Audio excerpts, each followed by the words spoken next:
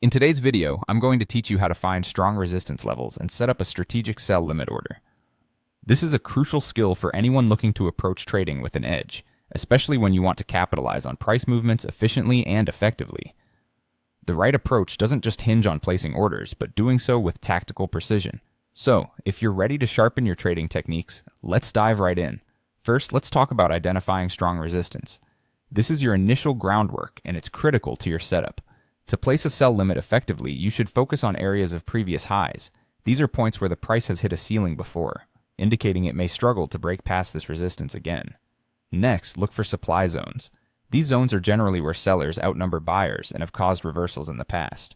Finally, don't forget rejection areas. These are places where the price has been vehemently pushed back. It's important to stress that these levels should not be chosen at random. Properly identifying resistance ensures your sell limit isn't just thrown haphazardly into the market, but positioned where it's most likely to succeed.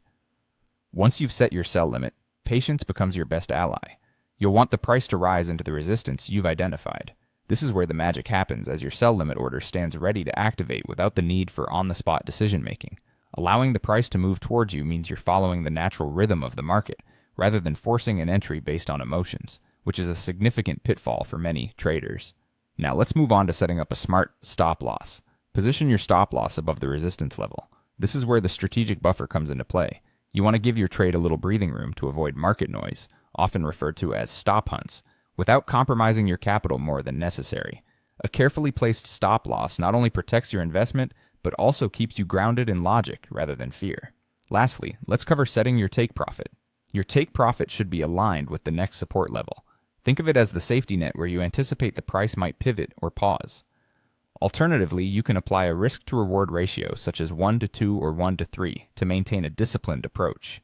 This ratio helps manage your potential profit in relation to the risk you took on the trade, encouraging a persistent focus on strategic entries and exits.